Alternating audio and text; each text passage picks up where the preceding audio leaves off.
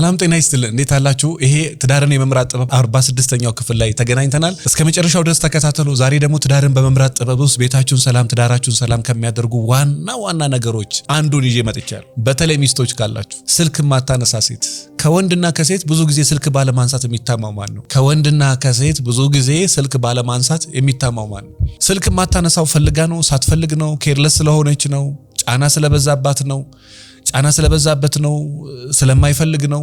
አውቆ ነው? ለማናደድ ነው? ለመወደድ ነው? ልብ ለማንጠልጠል ነው? ለምንድን ነው? በትዳር ውስጥ ብዙ ጊዜ በሴቶችም በኩል በወንዶችም በኩል ስልክ አይነሳም የማለት ነገር አለ። በጣም ብዙ ግን ላለፉት ረጅም ዓመታት ከገጠሙኝ ነገሮች አንዱ ግን ሴቶች ናቸው ስልክ የማይነሱት። በተለይ ቤት ውስጥ ሆነ እኔ ራሱ የእውነት እንደው ባትቺ እኔ የገዛ እህቴንም ራሱ አንድ ጊዜ ብያታለሁና እንዴት ነው ሰው ስልክ አያነሳም ተብሎ የሚከሰሰው? ዋይናት ለምንድን ነው ስልክሽን ድምጽ ላይ አድርገሽ ልጆች እንዲህ አንተ ደግሞ አልገባህም እንዲሁ ነው ዋይናት ለምን ድምጽ ላይ አድርገሽ የሆነ መካከለኛ ቦታ አላት። እንኳን አንቺ ቀርቶ የኔ ስልክ ሳይለንት ነው። የ5 ዓመት ነው 6 ዓመት ሲሞላ ግን በየአንዳንድ ሰዓቶች ቼክ አደርጋለሁ። እንግዳ ልክ ሲወጣ ሄጄ ቼክ አደርጋለሁ። አንገብጋቢ ስልኮች ከተደውሎ ኢሜሎች ካሉ ቼክ አደርጋለሁ። ዋይ ሳይለንት ሆኖ እንግዲህ ደውዬ አጣሁት አላገኘውም የሚል ሰው የለም። ሳይለንት ሆኖ እኮ ነው። ሳይለንት እንኳን ስልክ ጮህ ቀርቶ ስልክ እየጮህ የማይነሱ ሰዎች አሉ። እየጮህ እኮ ስልክ ለምሳሌ ባለቤቷ የሆነ ቦታ ፊልድ ላይ ከሆነ ሩቅ ቦታ ሰው ሞቶም እኮ ሰው እኔ ባለቤቷ ሞታ አይደዋወሉም ባልና ሚስቶች። ባለቤቷ ሞቶ ከ3 ቀን በኋላ ሬሷ ቤቷ መጥቶ እሷ በህግ ተጠይቃታለች። ሚስት ሆነሽ እንዴት ነው ባለቤትሽ የት እንደወደቀ ማትጠይቂ? እንዴት ነው ማትደዋወሉት? እንዴት ነው ስልክ ማታነሹ ተብላ ታውቃለች። ጎረቤት ሁሉ እስከ ምን አይነት ሴት ናት እስከምትባል ድረስ ይሄ በየሁሉም ቤት ያለ ነው። ስልክ ማታነሳ ሴት አለ። ይሄ በባልና በሚስት መካከል በምንድነው ታዲያ የምትገናኙት? ድሮ ቢሆን ከፈለጋት ሄዶ ነው ከፈለገችው ሄዳ ነው። አሁን ስልክ አለ። ለሆነ ጉዳይ ከፈለገላት ለምሳሌ ፋይል ፈልጎ ሊሆን ይችላል፣ ይደውላል፣ አታነሳም። ማታ መጥቶ ሲናገር ለምን ተናገርክ ትላለች። አንድ እኔ የእውነት ይሄን ቪዲዮ በደንብ ስሚልኝ እስኪ ወይ አንተም ስማ። አንዴ እኮ ሰው በአንድ ነገር ይካሰሳል። አንዴ ጸግሽ ይሄ ሸሚዝ አያምርብህም ብለ አንድ ቀን ነው የምትነግረኝ። አንድ ቀን ወይ 2 ቀን ወይ 3 ቀን እድሜ ልክ ይሄ ሸሚዝ አያምርም ብለ እንዴት ትነግረኛለች? ለምንድን ነው ማላስተካክለው? በቃ የማያምረውን ነገር ለምንድን ነው ማላስተካክለው? በደንብ አየዋለሁ። የማያምር ከሆነ ለምን አልጥለው? ሚስቴን ከረበሻት ነው። ባለቤቴን ረበሸው ነው። ስልክ አንሺ አንድ ቀን ነው ሰው ቢናገር። እንዴት እድሜ ልክ ስልክ አንሺ እንዴት ትከሰሻለሽ? የእውነት አንዳንድ ጊዜ እስኪ ተውትና ዘን ብላችሁ ራሳችሁን አዳምጡ። እስኪ እንደ ኖርማል ሰው እኔም ችግር ከተገኘብኝ እኔም ላስተካከል። እንዴት አንድ ሰው በአንድ ነገር እድሜ ልክ ይከሰሳል? 10 ዓመት ስልክ አታነሳም ብላ እንዴት ትከሰሳለች? ካልፈለገች አዎ ስለማትፈልግ ነው ይባላል። ግን አንድ ወንድ ስልክ አያነሳም ተብሎ እንዴት እድሜ ልክ ይከሰሳል? ቀን ደውልልኝ ብላ ካለች እንደው በሳምንት ብትረሳ የመርሳት ችግር ቢኖርብህ 2 ቀን እንዴት ትረሳል? 3 ቀን እንዴት ትረሳል? እንደው ቀን እንደዋወል ፍቅራችንን ያጠነክራል፣ ትዳራችንን ከፍ ያደርገዋል ከተባባላችሁ እሱ ካልደወለ አንቺ ብትደውይ ምን ችግር አለ? እሷ ካልደወለች አንተ ብትደውል ምን ችግር አለ? ለዚህ ዩቲዩብ ቻናል አዲስ የሆናችሁ ሰብስክራይብ አድርጉና ቤተሰብ ሆኖ ሐሳብ አስተያየት ካላችሁ ኮሜንት ላይ አስቀምጡልኝ። ስለ ፍቅር ህይወትና ስለ ትዳር ህይወት በቂ ዕውቀት ማግኘት ከፈለጋችሁ 200 ችግር 200 መፍትሄ መጽሐፍን አንብቡ። በጣም ብዙ ነገር ታገኙበታላችሁ ብዬ አስባለሁ። እሱም አይቻልም በሰው ህይወት ተጫውተ ነገር ግን ባለ ትዳር ስትሆን በፈለከ ቀን ሮጥ አትወጣም። ልጆች ያሳስባል፣ የከፈልክበት ዋጋ ያሳስባል፣ ፈትነት ያሳስባል፣ ከዛ በኋላ ያለ ህይወት ያሳስባል፣ መውደድ ያሳስባል። ልጆች ያሳስባል፣ የከፈልክበት ዋጋ ያሳስባል፣ ፈትነት ያሳስባል፣ ከዛ በኋላ ያለ ህይወት ያሳስባል፣ መውደድ ያሳስባል። ዋጋ ከፍለህባታል። ሀብረ ደግሞ መቀጠል ማትችላት ሴት ናት። ሀብረ እንዳትቀጥል ሀብረ ለመቀጠል በቃ የምትሆን ሰው አይደለችም።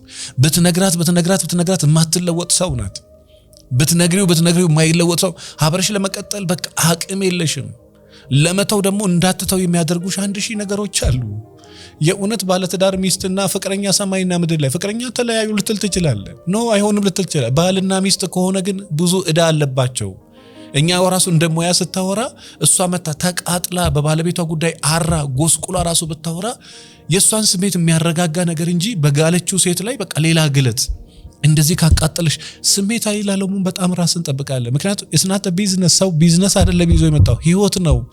በጣም የሚያምነው ቦታ የሚያከብረው ቦታ። እኔ በዚህ የእውነት እግዚአብሔርን በጣም አመሰግናለሁ።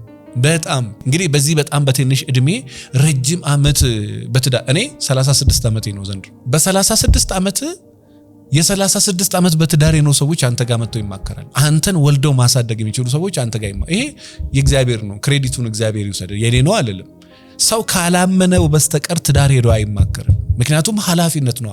ስሜታዊ ልትሆን ትችላለህ። እሱ በቃ የሚያሳዝነው ጎኑ ሲነገር እኔ ደስ የሚለው እግዚአብሔር የተባረከ ይሁን የተመሰገነ ይሁን። እሱንም ሰምቼ ስሜታዊ ለውንም እሷንም ሰምቼ ከስሜት ተወጣና ሚስትንም ታያለ፣ ባለንም ታያለ፣ የከፈሉበትን ዋጋ ታያለ፣ ሃይማኖታቸውን ታያለ፣ ኢሜጃቸውን ታያለ፣ ንብረታቸውን ታያለ፣ ልጆቻቸውን ታያለ፣ ለሱ ያላትን ፍቅር፣ ለሱ ያለውን ፍቅር በጣም ብዙ ነገር ታያለ። ይሄ እንዲህ ቢሆን ይሄ እንዲህ ማኔጅ ብታደርገው ይሄ እንዲህ አንቺን ብታስተካከይ አንተ ከዛ በኋላ መስመር ይያዘ። እግዚአብሔር የተመሰገነ። በጣም ብዙ ባልና ሚስቶች እንግዲህ እዚህ ላይ ኮሜንት ላይ የተማከራችሁ ሰዎች ንገሩኝ። የእውነት ፍቺ ፍርድ ቤት ጫፍ ላይ የደረሰ ባልና ሚስቶች ተመልሶ ያውቃሉ። በጣም በሚገርም ጥበብ በሚገርም ባስተዋል ከእግዚአብሔር ጋር ደግሞ እግዚአብሔር ካገዘ ምንም ነገር ማድረግ ትችላለህ። ገና ከዚህ በኋላ ብዙ ሚሊዮን ሰዎች ጋራ ብዙ ነገር እንሰራለን።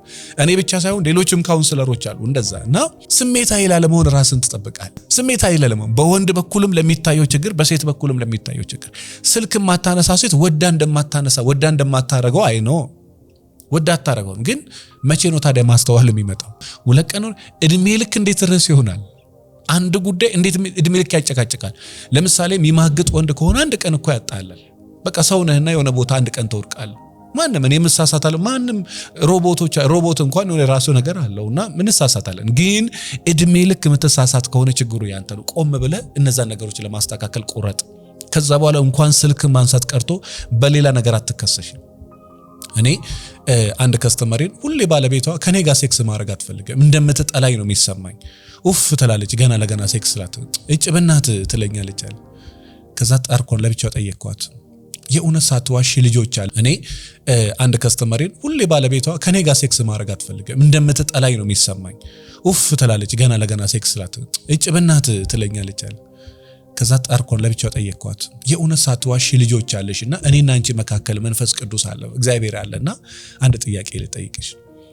የእውነት ሁሉንም ቀን አሞሽ ነው? የእውነት ሁሉንም ቀን ደክሞሽ ነው? የእውነት አልኳት። ይቅርታ አድርግልኝና ስለሚያናድደኝ ነው። ምንም ሳይደክመኝ ምንም ሳልሆን ነው። በሴክስም ያን ያህል እኮ የሚጎዳኝ የሚያመኝ የሚረብሸኝ አይነት ነገር ፊዚካሊ ምንም አይነት ህመም የለብኝም። ምናልባት ግን ትንሽ ሜንታሊ ነው ስለሚያናድደኝ ነው እንጂ 9 ዓመት ሙሉ ስለሚያናድድሽ 9 ምን ትጠቀማለች? 9 ዓመት በዛ ሰው ስሜት መጫወት ምን ትጠቀማለች? 10 ዓመት 12 ዓመት ስልካንሺ በቃ እሱ አይምሮ ምን ትጠቀማለች? ስንት ሰው ነው የስኳር ታማሚ ሆነው?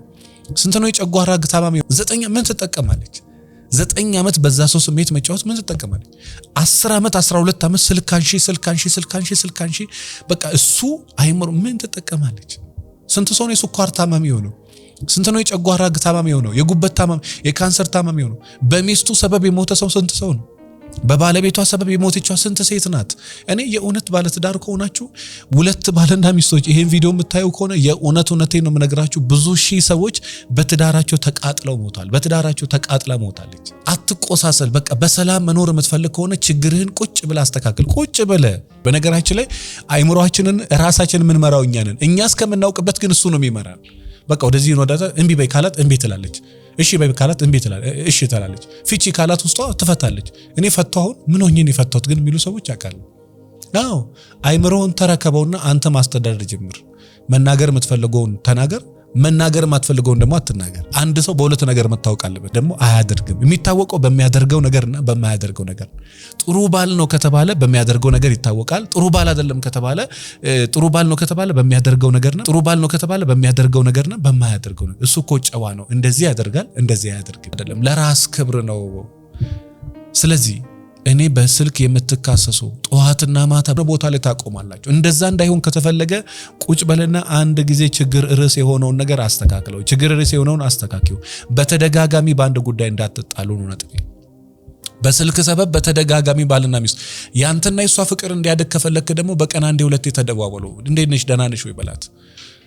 እንዴ በቀን የማይደዋወሉ እኮ ሚስትየው ሻወር ቤት በስልክ ሰበብ በተደጋጋሚ ባልና ሚስት ያንተና የሷ ፍቅር እንዲያድግ ከፈለክ ደግሞ በቀን አንዴ ሁለቴ ተደዋወሉ። እንዴት ነሽ ደህና ነሽ ወይ በላት። እንዴ በቀን የማይደዋወሉ እኮ ሚስትየው ሻወር ቤት ገብታ ወርቃ ተሰብራ ሆስፒታል ገብታ እሱ አያውቅ ማታ ሀገር ሰላም ነው ብሎ ወደ ቤት ሲመጣ ስልክ አያነሳም። በቃ የሷ ስልክ ተደውላ አያነሳም። ሆስፒታል ሄዳለች ከልጆቹ በዚህ ደረጃ እና እንዴት ነሽም ይባላል። ሁሌ በነገራችን ላይ ሁሌ እልህ አታስቡ። ሁሌ እንዲሆን ነው። አንዳንድ ጊዜ በህይወት መኖር አለመኖር አለና ይሄን ነገር ትንሽ አስቡበት ለማለት ወዳለው። በተለይ ስለ ትዳሬ መማከር አሊያም ስልጠና ፈልጋለሁ፣ ቤቴን ማስተካከል ፈልጋለሁ፣ ራሴ ላይ መስራት ፈልጋለሁ ምትሉ ካላችሁ በፊት የነበሩ ቪዲዮዎቹን ተከታተሏቸው። የቤታችሁን ችግር አስተካክሉ። በዛው መጠን ደግሞ ስለ ትዳራችሁ ስነ ልቦናዊ ምክር የሚያስፈልጋችሁ፣ ጭቅጭቅ የሰለቻችሁ፣ ነገር የሰለቻችሁ፣ ሳትጨቃጨቁ በፊት ደግሞ ችግሮቻችሁን ለመፍታት ብትመጡ ይሻላል። ታመ ልትሞት ደርሰ ሆስፒታል ከመሄድና ሳትታመም በፊት ቀድመ ራስን ቼክ ማድረግ የሰማይ የምድር ያህል ልዩነት አለው። ቀድመ ራስን ጤና መጠበቅ የሰማይና ምድር እና ነገ በ47ኛው ክፍል እንገናኛለን። እስከ መጨረሻው ድረስ ስለተከታተላችሁ በጣም አመሰግናለሁ። ለዚህ ዩቲዩብ ቻናል አዲስ የሆናችሁ